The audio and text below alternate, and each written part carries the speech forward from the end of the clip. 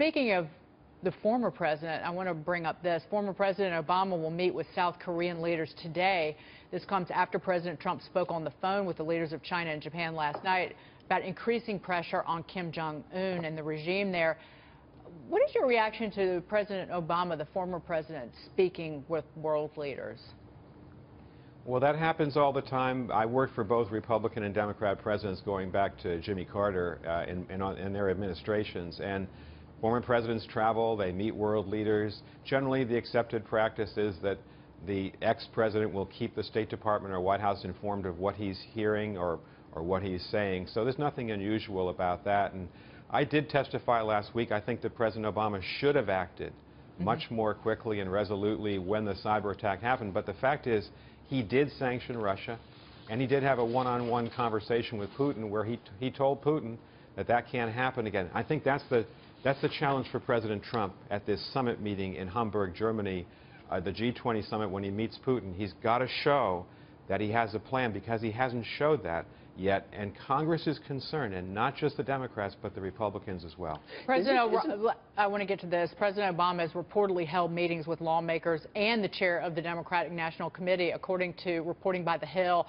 What do you think about him taking a role now in reshaping the Democratic Party? Because I will point out that President Obama, because we keep talking about Trump hammering the media, President Obama, after the loss, said part of it is Fox News in every bar and restaurant in big chunks of the country.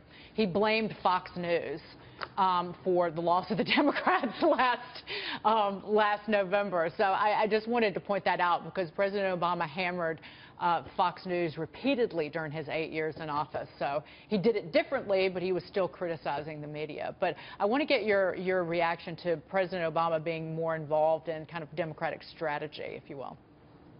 Well, you know, he ran two brilliant presidential campaigns in 2008 and 12, and so I don't know to the extent to which he wants to be involved or will be, but he's certainly someone with a lot of experience. It wouldn't be unusual, for instance, if the Republican Party turned to George W. Bush or George H.W. Bush in the past when they were out of office for advice. I think this happens all the time in American politics, but as a citizen, I think that our political leaders ought to respect the press, both Fox News but also MSNBC, and the First Amendment responsibilities that the press have. And I think one of the mistakes that President Trump has made is that he's vilified the press unnecessarily and really brutally, and it diminishes the confidence that people have in a very important institution. I know I'm probably preaching to the choir because you're all members of the press, or at least some of you are.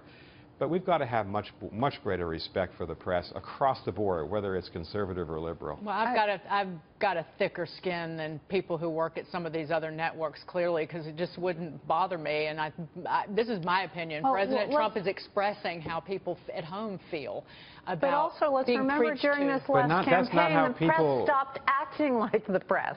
The press decided that because it was Trump, they had a moral obligation to do something different and to sort of set aside journalistic standards. And a lot of them have now become pretty extreme in their own language. You've got the New York Times that's sort of gone off the journalistic rails. The Washington Post has done the same thing.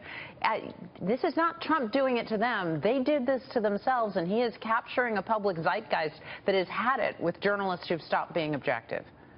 The polls don't show that. The facts are that most Americans understand. The polls don't show that. The facts are that most Americans understand the press is important. And, you know, to attack the press unnecessarily, the New York Times, the Washington Post, you could make the same argument about Fox News, that Fox is biased, that Fox has a conservative bias. I don't make that. I come on Fox to talk.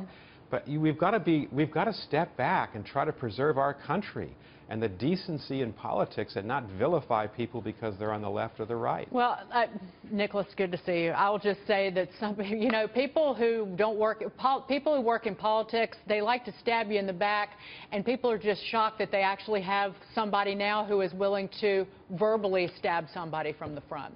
That's how I'll phrase it. But to denigrate women, to denigrate Mika Brzezinski, to say those outrageous things, it was un-American. People reacted very, very harshly about that. Two-way street. It was a mistake Nicholas by President Trump. Thank you. Two-way street. You throw arrows, you get it back.